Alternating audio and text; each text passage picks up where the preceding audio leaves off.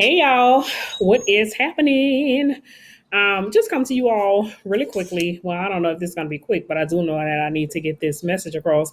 And let me tell you, I know I need to get it across because I had actually previously recorded this, and when I went to load it, it had disappeared. I was like, the devil must be made, so I'm gonna go ahead and record it again to confirm it. Okay.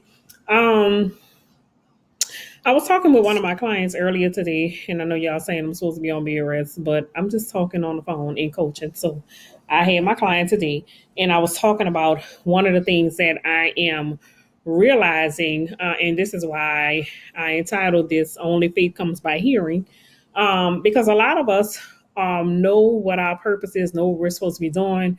We've heard clearly from whatever your beliefs is, right? From God, the universe, whatever it is. So we understand what the assignment is, what the purpose is, but we are not fully walking into it because we have not fully manifested it, right? So the thing about it is, um, it has not fully manifested because you have not taken the necessary action steps in order to make it manifest, right?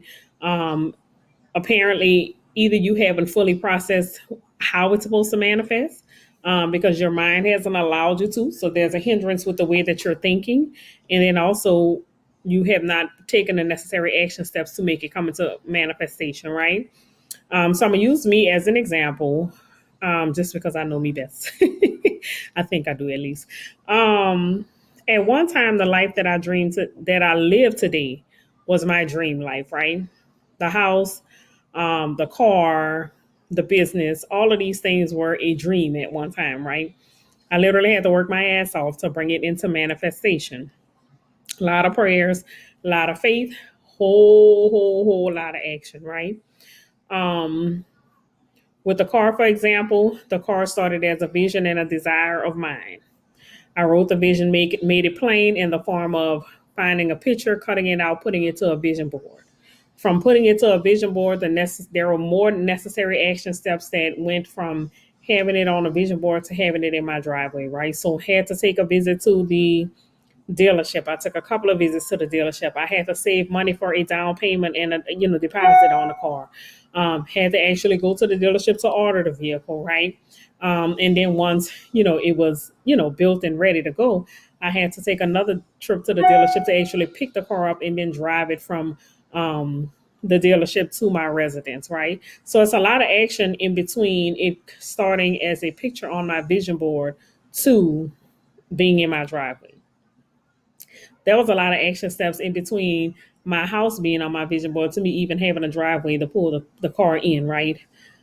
Another bunch of action steps to my business getting to the level where it can support me making such a purchase, right? Um, so it's a lot of things that we desire in life that we definitely can have and God desires for us, but we don't get it because we don't take the necessary action steps to bring it into fruition, right? Or make it manifest in our lives. So when I say only faith comes by hearing, we talk about, I heard God say, do this X, Y, Z. And clearly you heard him and you understood that that's what he wanted you to do. But it's not going to happen if you don't make it happen, right? The power is invested in you. God has given you everything you need within you to make it manifest.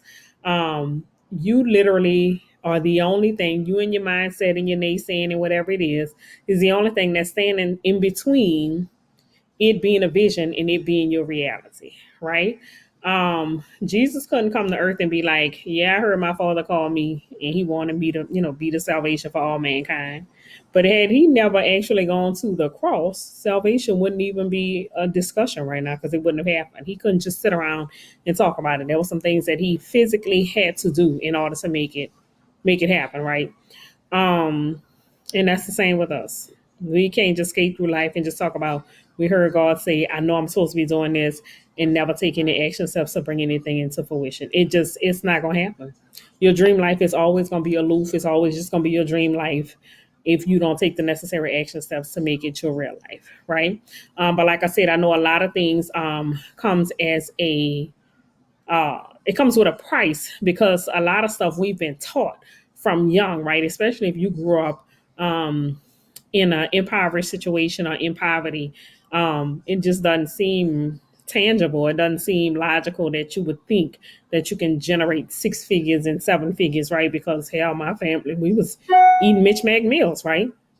And y'all know I was born and raised in a project. Ain't nobody in my family talked about no six figures because it just wasn't a reality. We just trying to make it month by month. Four figures was the year. You know what I mean? Nobody was talking about that. So I've had to personally unlearn some things and reteach myself a lot of things, right? We bought into a lot of things and the stories that our ancestors have passed on to us in the lives that they lived. But it was that it. That was it. That was their time.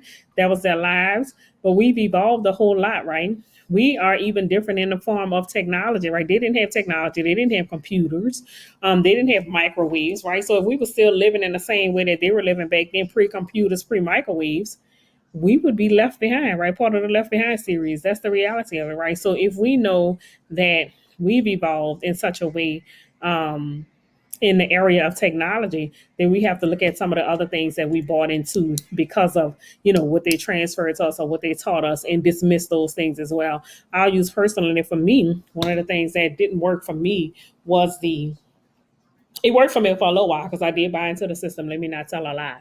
Go to high school, get your high school diploma, go to college, get a college degree, get a job. Because I did that twice. Go to college, got a college degree, went back to college, got another college degree, go get a job, work on a job for 40, 50 years.